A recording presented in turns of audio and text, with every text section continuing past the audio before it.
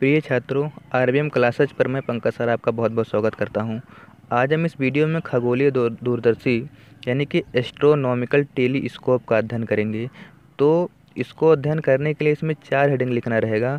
पहला नंबर खगोलीय दूरदर्शी क्या होता है, दूसरा नंबर इसकी रचना, तीसरा नंबर समायोजन और चौथा नंबर प्रतिबिंब का बनना, और उसके बाद में 5वां नंबर आवर्धन क्षमता। तो ये 5 हेडिंग है, सॉरी 4 कह रहे थे हम। इन 5 हेडिंग को लिखना है, तब जा कर के आपको पूरा पूरा नंबर मिलेगा और ये विस्तृत उत्तरीय प्रश्न में आएगा। तो चलिए इसका हम डिटेल से अध्ययन करते हैं। सबसे पहले हम हेडिंग लिखेंगे खगोलीय दूरदर्शी। तो खगोलीय दूरदर्शी क्या होता है, इसको देखिए, ध्यान से देखिए। इसी से ही अर्थ स्पष्ट, दूर माने दूर की वस्तु, दर्शी माने दर्शन कराना, यानी कि ऐसा प्रकाशिक यंत्र जिसकी सहायता से हम आकाशीय पिंडों को अथवा बहुत अधिक दूरी पर स्थित वस्तुओं का अध्ययन करते हैं। यानी कि बहुत अधिक दूरी पर स्थित वस्तुओं को देखते हैं, अध्ययन नहीं करते हैं। ऐसा प्रकाशिक यंत्र जिसकी सहायता से हम खगोलीय पिंडों अथवा बहुत अधिक दूरी पर स्थित वस्तुओं को देखते हैं, खगोलीय दूरदर्शी कहलाता है। यानी कि खगोलीय दूरदर्शी का ये काम है कि ये क्या करता है कि दूर बना स्थित वस्तु का प्रतिबिंब हमारी आंख पर बड़ा दर्शन कोण बनाता है। देखिए, हम पहले पढ़ चुके हैं कि जिस वस्तु का दर्शन कोण जितना बड़ा होगा वो वस्तु हमें उतने बड़ी दिखाई देगी। तो ये जो खगोलीय पिंड होते हैं, यानी कि जैसे सूर्य हो गए, चंद्रमा हो गए, तारे हो गए, ये तो वास्तव में बहुत बड़े बड़े हैं ना, लेकिन छोटे दिखाई देते हैं। छोटे क्यों दिखाई देते हैं? क्योंकि हमारी आंख पर इनके द्वारा जो बना दर्शन कोण है वो छोटा दिखाई पड़ता है। अगर दर्शन कोण नहीं जानते हैं तो पीछे वाली वीडियो में उसको देख लीजिए। अच्छा, तो दर्शन कोण छोटा दिखाई देता है। तो ये जो दूरदर्शी होता है ये क्या करता है कि उस छोटी वस्तु नहीं छोटी होता है, मतलब वो जो दर्शन कोण छोटा होता है उसका ये कोण बढ़ा देता है, यानी कि दर्शन कोण को ये बड़ा कर देता है। और जब दर्शन कोण बड़ा होता है तो प्रतिबिंब भी बड़ा दिखाई पड़ने लगता है। प्रतिबिंब कैसे बड़ा दिखाई बनता है उसको हम प्रतिबिंब का बनना वाले में भी अध्ययन करेंगे। अच्छा, तो ये दूरदर्शी हो गया। देखिए, चाहे दूरदर्शी हो चाहे सूक्ष्मदर्शी हो, दोनों का काम ही दर्शन कोण को बड़ा करना है। सूक्ष्मदर्शी क्या करता है कि उसमें छोटी वस्तु होती है, उसका दर्शन कोण बड़ा कर देता है और वस्तु हमें बड़ी दिखाई पड़ने लगती है। और दूरदर्शी क्या होता है कि दूर स्थित वस्तु होता है। अगर हम सामान्य नेत्र से इसको देखेंगे तो इसका दर्शन कोण छोटा होता है, लेकिन दूरदर्शी इस प्रकार का प्रकाशिक यंत्र है कि हमारी आँख के सामने उसका बड़ा दर्शन कोण बनाता है और हमें वो वस्तु बड़ी और स्पष्ट दिखाई पड़ने लगती है। तो अभी हम उसका अध्ययन करेंगे कि कैसे वस्तु बड़ी दिखाई पड़ने लगती है। तो ये खगोलीय दूरदर्शी हो गया। उसके बाद अब रचना है। तो देखिए, रचना माने कैसे कैसे ये बनता है, ध्यान से इसको देखिए। देखिए, इसमें धातु की एक लंबी बेलनाकार नली होती है। बेलनाकार ऐसे पाइप होता है बोरिंग वाला, जो पंपिंग सेंट का बोरिंग करते हैं उसी के टाइप का एक पाइप होता है, धातु का लेकिन होता है वो। धातु मतलब तो जानते होंगे। तो धातु का एक लंबी बेलनाकार नली होती है, यानी कि पाइप होती है। उसी में 2 लेंस फिट होता है, एक आगे और एक पीछे।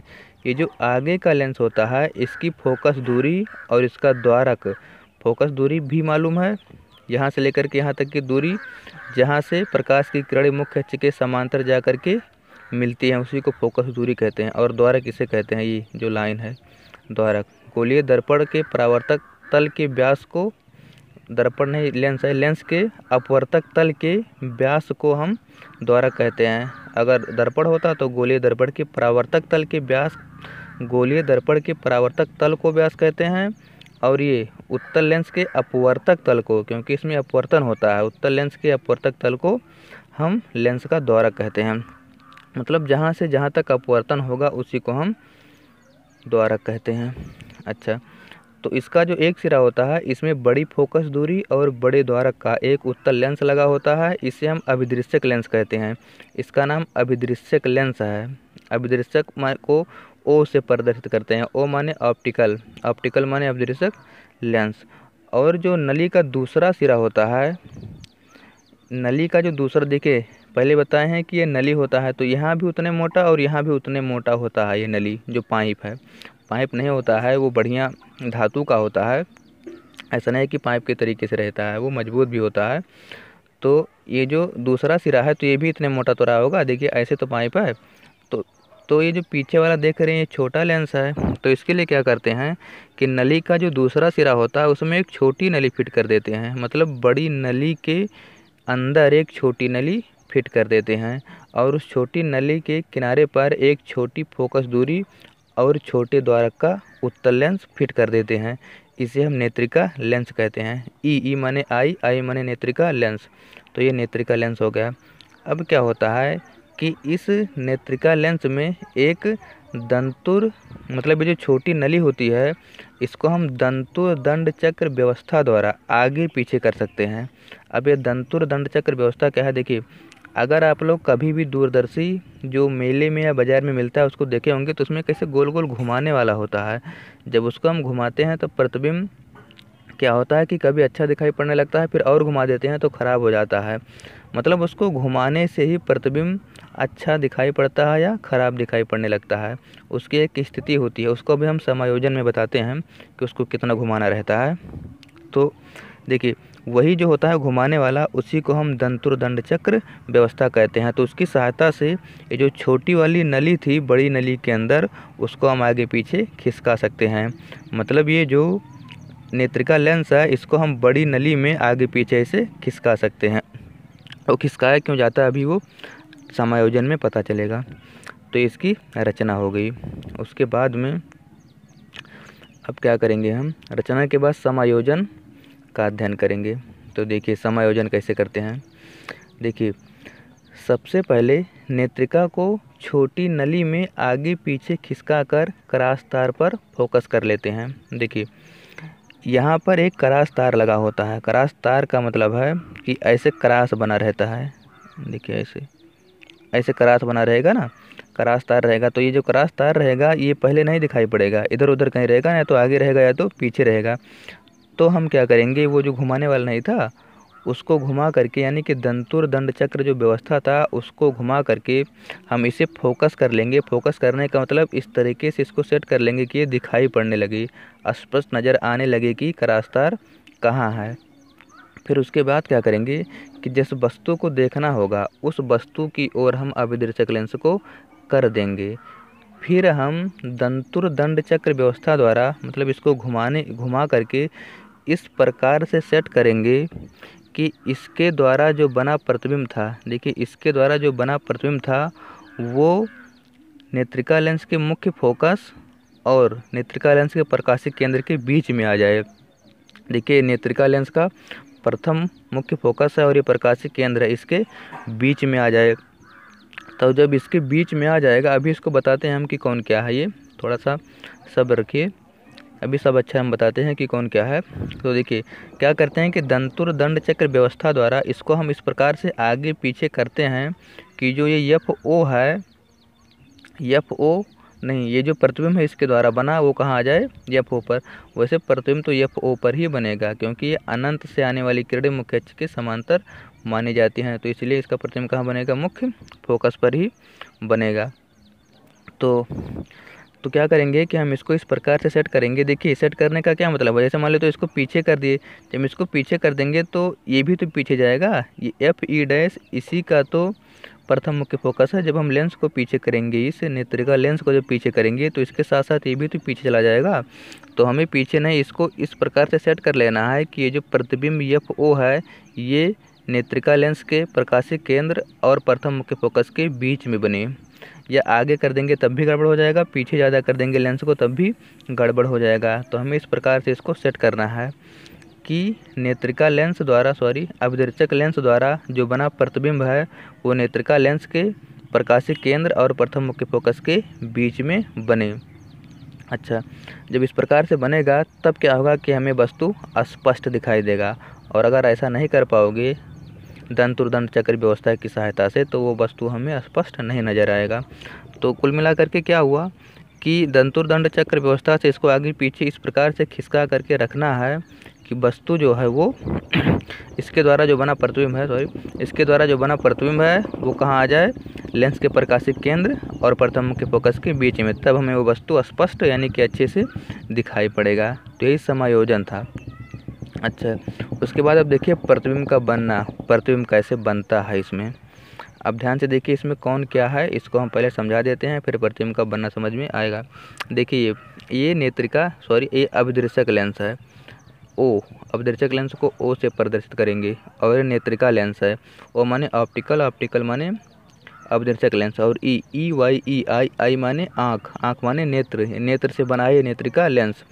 तो इसकी देखिए यहाँ एफ ओ लिखा, एफ माने फोकस दूरी, ओ माने अभिदर्शक लेंस, यानी कि अभिदर्शक लेंस की फोकस दूरी है कहाँ से यहाँ तक, यही तो अभिदर्शक लेंस का द्वितीय मुख्य फोकस था। तो अभिदर्शक लेंस के प्रकाशिक केंद्र और द्वितीय मुख्य फोकस के बीच की दूरी को फोकस दूरी कहते हैं। तो इसीलिए यहाँ से लेकर के यहाँ तक की जो दूरी है वही अभिदर्शक लेंस की फोकस दूरी है। और देखिए एफ ई डैश लिखा है, ये एफ माने फोकस मुख्य फोकस और ई माने नेत्रिका लेंस, यानी कि इसकी ये मुख्य फोकस है। तो यहाँ से ले करके यहाँ तक की दूरी क्या कहलाएगी, फोकस दूरी, किसकी, नेत्रिका लेंस की। तो नेत्रिका लेंस की प्रथम फोकस दूरी है और ये प्रथम मुख्य फोकस है। यहाँ से ले करके यहाँ तक प्रथम फोकस दूरी है, और ये जो बिंदु है ये मुख्य फोकस है। और देखिए एफ ई लिखा है, एफ माने फोकस मुख्य फोकस और ई माने नेत्रिका लेंस, यानी कि ये नेत्रिका लेंस की द्वितीय मुख्य फोकस है। आगे वाला प्रथम और पीछे वाला द्वितीय कहलाता है। अच्छा, अब देखिए प्रतिबिंब का बनना में कैसे लिखना है। देखिए ये जो नेत्रिका लेंस है इसके सामने बहुत दूरी पर एक वस्तु ए बी रखी गई है, क्योंकि खगोलीय जो दूरदर्शी होता है ये बहुत दूर स्थित वस्तु का प्रतिबिंब भी हमें दिखलाता है। तो इसके सामने एक बहुत दूरी पर वस्तु रखी थी, यहाँ से दो किरणें चलती हैं।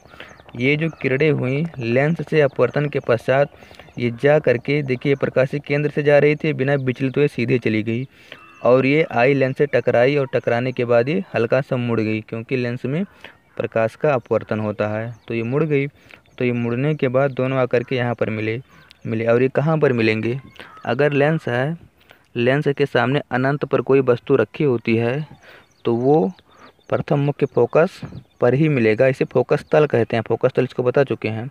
प्रथम मुख्य फोकस के लंबवत खींचे गए तल को क्या कहते हैं हम, फोकस तल कहते हैं, फोकस तल नाम है। देखिए फोकस तल पर कब बनता है प्रतिबिंब, जब ये किरणें समांतर ना हो, अगर समांतर रहेंगे तो मुख्य फोकस पर ही बनता है, लेकिन ये थोड़ा सा मुड़ तो गया है, तो मुड़ गया है तो फोकस तल पर वो बनेगा, मतलब बनेगा तो फोकस के सीधे में ही, चाहे ऊपर बने चाहे नीचे, और ऊपर नीचे तब बनता है जब ये किरणें समांतर ना हो। अगर ये किरणें समांतर होती तब तो ये मुख्य फोकस पर ही बन जाता है, लेकिन ये समांतर नहीं है, इसलिए फोकस तल पर आकर के बना है। तो देखिए ये दोनों किरणें जहाँ पर मिलेंगी वहीं पर प्रतिबिंब बनता, तो ये इसका प्रतिबिंब बन गया है। अच्छा, उसके बाद में अब देखिए, अब ये जो प्रतिबिंब बना है ये कैसा प्रतिबिंब है, आभासी, आभासी नहीं, ये देखिए वास्तविक है ना, वास्तविक छोटा तथा उल्टा है। जो ये बड़ा प्रतिबिंब था इसका वास्तविक है, छोटा है और उल्टा है। अच्छा, तो ये जो ए डैश बी डैश है ये क्या है, ए बी का वास्तविक उल्टा तथा छोटा प्रतिबिंब है, और ये बना कहाँ है, प्रथम ने द्वितीय मुख्य फोकस पर, किसके, अभिदर्शक लेंस के द्वितीय मुख्य फोकस पर है। अच्छा, ये जो प्रतिबिंब बना है ये नेत्रिका लेंस के सामने बना है, तो ये जो प्रतिबिंब है ये नेत्रिका लेंस के लिए वस्तु का कार्य करेगा, मतलब नेत्रिका लेंस को ऐसा प्रतीत होगा कि हमारे सामने कोई वस्तु रखा है। तो जब नेत्रिका लेंस के सामने कोई वस्तु रखा प्रतीत होगा तो ये नेत्रिका लेंस भी क्या करेगा, इसका प्रतिबिंब बनाएगा। तो इसका प्रतिबिंब बनाने के लिए दो किरणें गुजरते हैं, एक तो मुख्य अक्ष के समांतर और एक प्रकाशिक केंद्र से। तो देखिए यहाँ से एक मुख्य अक्ष के समांतर गुजारे और यहाँ से एक प्रकाशिक केंद्र से होकर जाने वाली किरण गुजारे। तो ये मालूम है कि प्रकाशिक केंद्र से होकर जाने वाली किरण बिना विचलित हुए सीधे चली जाती है, तो ये सीधे चली गई। और ये जो मुख्य अक्ष के समांतर थी ये लेंस से अपवर्तन के पश्चात द्वितीय मुख्य फोकस से होकर जाती है, तो ये इधर चली गई। अब इन दोनों किरणों को जब हम आगे बढ़ाएंगे तो ये कहीं मिलेंगी। देखिए इन किरणों के बीच की दूरी बढ़ रही है, इसलिए ये आगे कहीं नहीं मिलेंगी। तो जब आगे नहीं मिलेंगी तो क्या कि इसको हम पीछे बढ़ाए, देखिए ये इसको पीछे बढ़ाए और इसको भी ये यहाँ से पीछे ऐसे बढ़ाए। तो जब पीछे बढ़ाए तो आ करके ये बी डबल डैश पर मिल गया, यानी कि इसका जो प्रतिबिंब है वो ए डबल डैश और बी डबल डैश है। तो यही जो एक बहुत दूर पर स्थित वस्तु थी उसका दो बार प्रतिबिंब बना, एक बार यहाँ इसके द्वारा बना था और एक बार यहाँ इसके द्वारा बना था, और ये बड़ा प्रतिबिंब बन गया। और ये कहाँ बना, डी, डी माने स्पष्ट दृष्टि की न्यूनतम दूरी यानी कि 25 सेंटीमीटर। ये जो प्रतिबिंब बनता है ये नेत्रिका लेंस से 25 सेंटीमीटर की दूरी पर बनता है। इसी को हम स्पष्ट दृष्टि की न्यूनतम दूरी कहते हैं। मतलब अगर इससे नज़दीक बन जाता तो हम उस वस्तु को ना देख पाते। तो देखिए ये बड़ा सा प्रतिबिंब बन गया कि नहीं, पहले छोटा बना, छोटा के बाद फिर से ये बड़ा बन गया। तो उसके बाद देखिए यहाँ आँख है, फिर आँख की सहायता से देखिए ये वाली किरण आँख में जाती है, यहाँ से आया और ये यहाँ चला गया प्रकाश की किरण। ये प्रकाश की किरणें ही तो हैं, और ये यहाँ से आई और ये हमारी आँखों में चली गई। फिर यहाँ से आँख से देखने वाला बना होता है एक हल्का सा छिद्र, शीशा लगा होता है उसी में हम आँख लगाते हैं और आँख से दिखाई पड़ने लगता है उसका बड़ा प्रतिबिंब। तो इस प्रकार से प्रतिबिंब का बनना भी हो गया पूरा। तो इसमें जो है अभी पूरा हो चुका है। इसके बाद आवर्धन क्षमता जो है वो थोड़ा सा डेरिवेशन है, तो उसको जो है हम अगली वीडियो में पढ़ेंगे। तो ठीक है, हम इसको अगली वीडियो में नोट्स के साथ भी अध्ययन करेंगे, क्योंकि कुछ बच्चे कहते हैं कि सर लिखें कैसे इसको, तो उसका भी हम समस्या का निदान कर देंगे। तो ठीक है, हम अगली वीडियो में मिलते हैं और उसमें हम नोट्स के साथ इसका अध्ययन करते हैं।